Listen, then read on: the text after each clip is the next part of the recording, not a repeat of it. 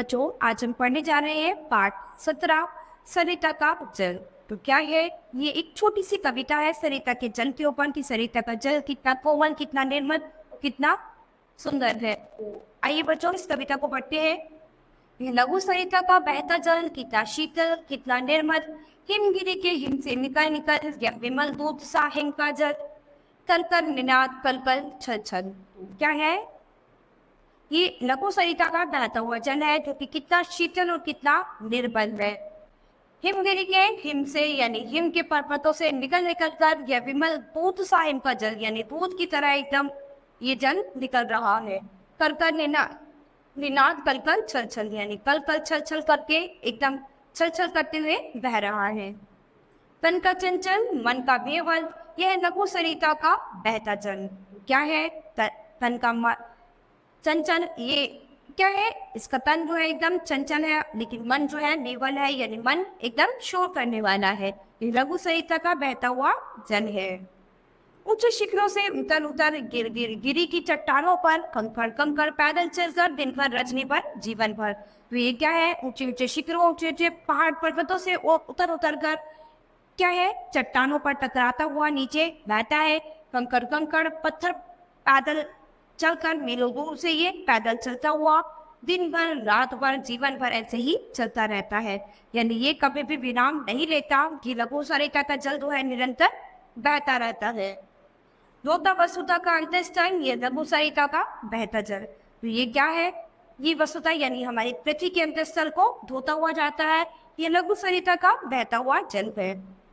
Him के पत्थर वे पिघल पिघल बन गए धरा के बारी विमल, सुख पाता जिससे पथिक विकल पी पी कर अंजलि भर मृदु जल, नित्य जल कर भी कितना शीतल, यह लघु सरिता का बहता जल।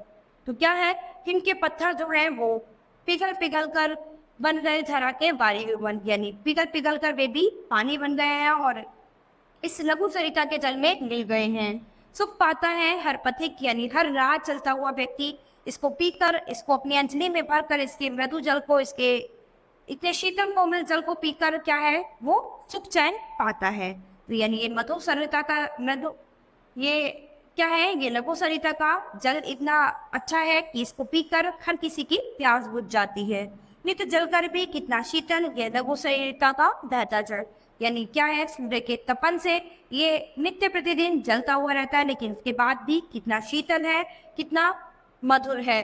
तो ये लघु सरिता का बहता हुआ जल कितना सुंदर, कितना निर्बल है, कितना कोमल, कितना वत्सल रे जननी का भयंतस्थल, जिसका यह शीतल करुण जल बहता रहता युग युग अविरल, गंगा यमुना सरयू निर्मल, यह लघु सरिता का बहता जल। तो क्या है? ये कितना कोमल है, कितना वत्सल है, ये जननी का वह अंतस्थल। तो क्या है? ये शीतल करुण जल, ये इतना ठंडा दयावान जल जो है ये युगों युगों से अविरल यानी अविराम अवस्था में बहता आ रहा है, जिससे कभी भी कहीं पर भी कोई विराम नहीं लिया और हमारे लिए कितनी मेहनत करता है और हम इसके बिना नहीं रह सकती हैं। ये गंगा यमुना सरयू का निर्मल जल, ये लघु सरिता का बहता जल निरंतर अविराम अवस्था में बहता हुआ आ रहा है और ये इतना इतना शीतल, इतना सुंदर, इतना निर्मल जल है कि इसको पीकर क्या है हम सभी की प्यास एकदम बुझ जाती है। तो बच्चों, ये गोपाल सिंह नेपाली द्वारा लिखी गई कविता है। तो आशा है कि आपको बहुत अच्छे से समझ आई होगी।